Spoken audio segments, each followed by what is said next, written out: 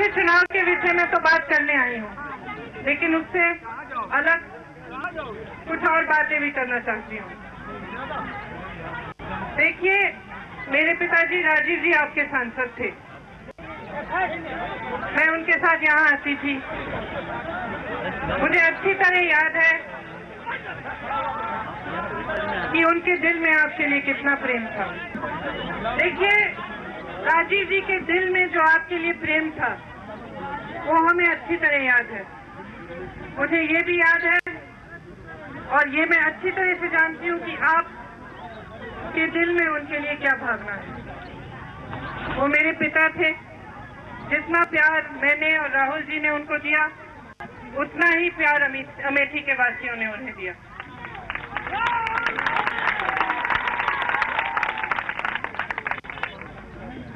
वो एक ऐसे इंसान भी थे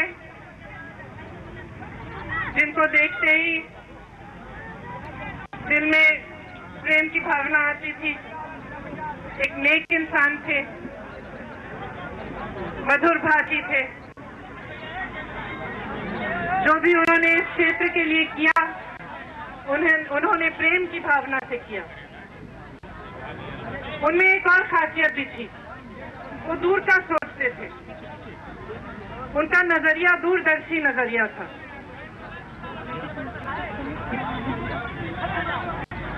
अगर उन्होंने आपका विकास किया, क्षेत्र का विकास किया, तो वो क्षेत्र के दायरे तक सीमित नहीं होता था। वो आगे सोचते थे कि अगर BHEL लगेगी, यहाँ पे लगेगा कारखाना BHEL का या HAL का लगेगा, या फुर्सतगंज में हवाई अड्डा बनेगा, तो इस क्षेत्र का बाद में भी लाभ होगा। और वो सही सोचते थे, क्योंकि उनके गुजर जाने के बाद भी जो उन्होंने यहाँ शुरू किया, उससे आपको कई सालों के लिए फायदा मिला। जब वो ये बातें कहते थे, जब वो दूरसंचार की क्रांति की बात करते थे, कंप्यूटरों की बात करते थे, तो जिन लोगों का तंग नजरिया था, जिनकी सोच छोटी थी, उनका खूब मजाक उड़ाया करते थे। उन्होंने जब कंप्यूटर का काम शुरू किया हिंदुस्तान में, तो उनकी खूब आलोचना हुई। यही लोग जो आज राहुल जी की आलोचना करते हैं, इन्होंने ही राजीव जी की आलोचना की। लेकिन आज जो क्रांति इस देश में उनकी नीतियों की वजह से आई, जो फायदा देश की जनता को हुआ, अमेठी की जनता को हुआ, उसको कोई नहीं नकार सकता। इसी तरह से राहुल जी की दूरदर्शी सोच है।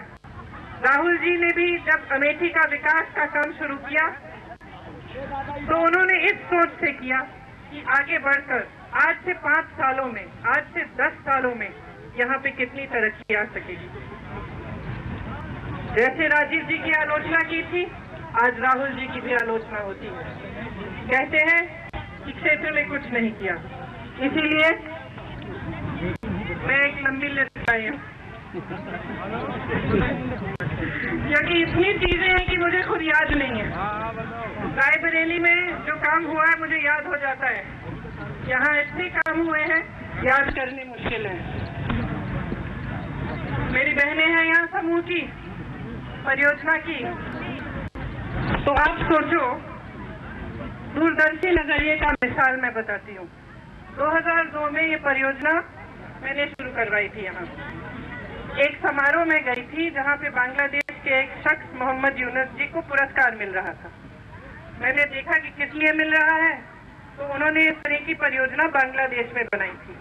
मैंने सोचा ये अमेठी क्षेत्र के लिए बहुत अच्छा रहेगा। 99 से लेकर 2004 के लिए मैंने यहाँ काम किया था। तो उस समय मैंने कहा यहाँ पे भी शुरू करते हैं, हो सकता है आज तक गांव का फायदा हो जाए, कुछ महिलाएं जुट जाएं। तो हमने छोटी तरह से मुंशीगंज, गौरीगंज में कार्यक्रम शुरू किया। राहुल जी 2004 में आए। सबसे पहले जब वो अमेठी आए तो इस परियोजना के कार्य को देखने के लिए आए। उस समय तो मैंने जब आपका काम दिखाया तो उन्होंने कहा कि ये तो बहुत अच्छी चीज है, इसको तुमने यहाँ तक सीमित क्यों रखा है, इसको तो पूरे देश में होना चाहिए, पूरे उत्तर प्रदेश में होना चाहिए। तो उन्होंने उस कार्यक्रम को एकदम बदल डाला। उन्होंने उसे बड़ा बना दिया। यहाँ तक सीमित नहीं रखा, 5 गांव 10 गांव तक सीमित नहीं रखा। आज अमेठी, रायबरेली, बुंदेलखंड की 12 लाख बहनें इस कार्यक्रम से जुड़ी हैं और 12 लाख बहनों के घरों में परिवर्तन आ रहा है, कि जीवन बदल रहे हैं। तो ये होता है जो दूरदर्शी नजरिया होता है। उसी तरह से दूध की क्रांति लाए वो आपके क्षेत्र में। आपको याद होगा कि कुछ सालों पहले दूध बाहर से अमेठी आता था। राहुल जी ने 30 चिलिंग प्लांट लगवाए। एनडीडीबी की मदद से उन्होंने दूध की क्रांति यहाँ ऐसी की कि आज यहाँ से ट्रक भरे होते हैं दूध के और मदर डेयरी में जाते हैं, देश भर में जाते हैं और घर घर में दूध पहुँचता है।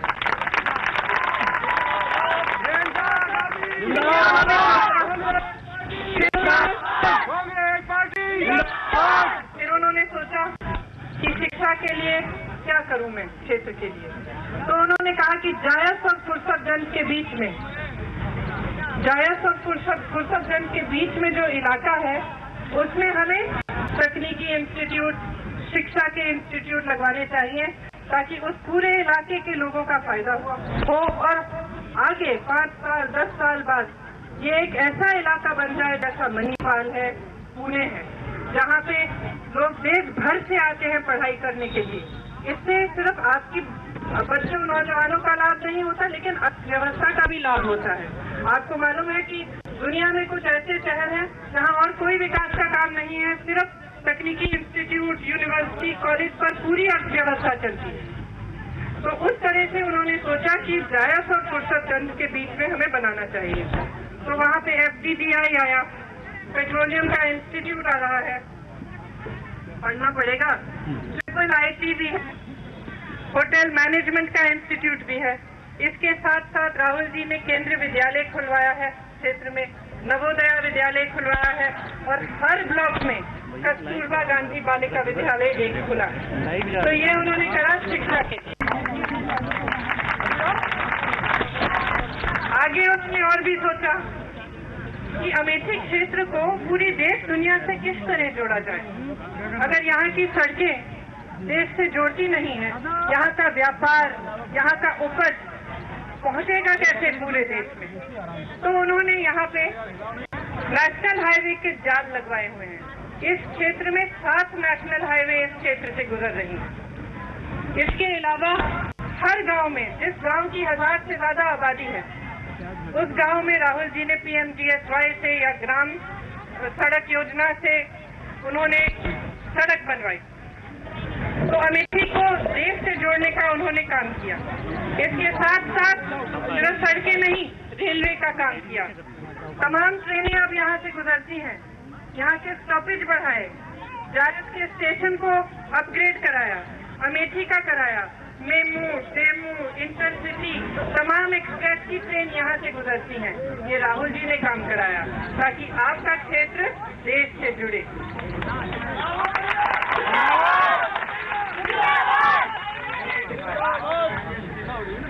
अब जगदीशपुर की बात करते हैं।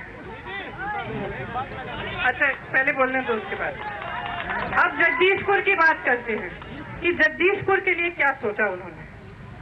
आपने मेगा फूड पार्क के बारे में सुना होगा। मेगा फूड पार्क एक ऐसी चीज है जिससे यहाँ के तमाम किसानों का फायदा होगा, जिससे यहाँ की अर्थव्यवस्था मजबूत बनेगी, जिससे आपकी उपज तमाम 30-40 नई तकनीकों से उसका लाभ होगा, उपज बढ़ेगा और जितना भी आपका किसान से जुड़ा हुआ व्यापार है वो बढ़ेगा।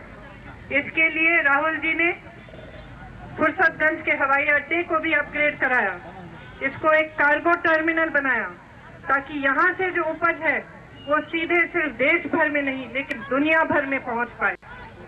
ये सब कार्य राहुल जी ने आपके लिए किए हैं और इसीलिए नहीं किए हैं क्योंकि वो राजनीति करते हैं यहाँ के, इसीलिए किए हैं क्योंकि आपके दिल से जुड़े हैं। ये उनके पिता की कर्म भूमि है, आप परिवार के सदस्य हो। हम आपके प्रेम को समझते हैं, राहुल जी भी समझते हैं। हम जानते हैं कि अगर आपने ये प्रेम हमें नहीं दिया होता तो हम यहाँ आपके सामने खड़े नहीं हो सकते। हमारी अपनी कोई हैसियत नहीं है।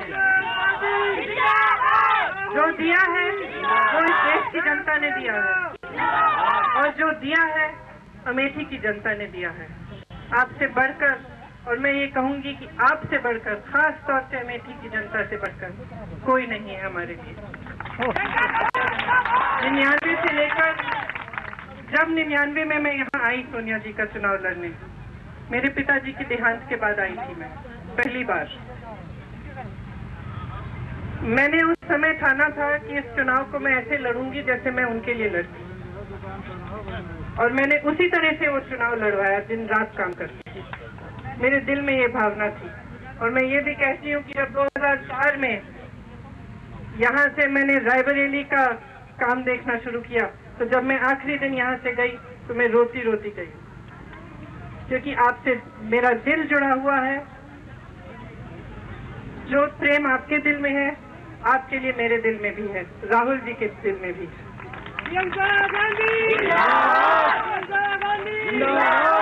99 से 2004 तक जितने मैंने भाई बहन यहाँ बनाए, जितने लोगों को मैं जानी, जितने दोस्त बनाए मैंने यहाँ, उतने अभी तक देश भर में मेरे नहीं है। मेरे परिवार का सदस्य, हमारी कितनी भी आलोचना करें लोग, यहाँ आके तमाम आपके अलग अलग उम्मीदवार आते हैं, कोई कहता है बिजली नहीं है, कोई कहता है सड़क नहीं है, उनको कम समझ है इस क्षेत्र की, और आपके दिलों की भी कम समझ है। आलोचना करना बहुत आसान है। मैं जानना चाहती हूँ कि जो चांदनी चौक से अपना चुनाव लड़ी, कभी चांदनी चौक वापस गई? और जो आज यहाँ आए हैं दूसरी पार्टियों से आपके लिए, आपके सामने प्रचार करने के लिए, किस लिए आए हैं? अमेठी की जनता के लिए प्रेम है उनके दिल में, कि इसलिए आए हैं कि राहुल गांधी का क्षेत्र है, उन्हें हराना है? किस लिए आए हैं? खुद कैसे? और ये परिवार यहाँ इसलिए है क्योंकि आपसे प्रेम है, और कोई वजह नहीं है। तो आप जो भी निर्णय लें, और मैं जानती हूँ कि आप सही निर्णय लेंगे, लेकिन आप जो भी निर्णय लें, हमें आप यहाँ से नहीं हटा सकते। हमारा दिल यहाँ है, मैं चाहे कहीं और काम करूँ, कुछ भी है, लेकिन मेरा दिल यहाँ है। यहाँ आके खुश हो जाती हूँ, अपनी महिलाओं से, बहनों से मिलकर खुश हो जाती हूँ परियोजना की, और यहाँ बहुत आना एक ऐसा है हमारे लिए कि एक पवित्र भूमि में आए हैं, पिताजी की कर्मभूमि है।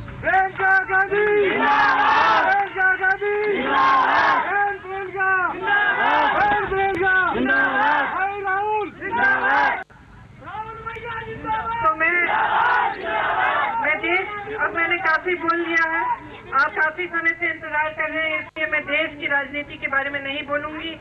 आप में बहुत विवेक है, आप सब समझते हैं, आप नौटंकी भी समझते हैं, सच्चाई भी समझते हैं। तो आप सब जब 7 तारीख को वोट डालने जाएंगे, तो ये दिल में आप जरूर रखिएगा मेरी बातें, कि आपका क्षेत्र पीछे नहीं रहना चाहिए। जो आपके विकास के बारे में सोचता है, आगे की सोचता है, 5 सालों में, 10 सालों में क्या करेगा, और जिसकी क्षमता है करने की। दूसरे उम्मीदवार आते होंगे, क्या करेंगे आपके लिए? अपनी सांसद निधि खर्चेंगे, और क्या करेंगे? सोचिए अच्छी तरह से। और मैं जानती हूँ प्रेम है, लगाव है, आप समर्थन देंगे, हम आपके लिए समर्पित हैं। आज नहीं, कल रहेंगे, परिवार का एक एक सदस्य रहेगा। आप सबको बहुत बहुत धन्यवाद, आपने इंतजार किया, और मैंने यहाँ पे थोड़ा सा उछल पुछल भी किया है, उसके लिए माफी चाहती हूँ। जय हिंद।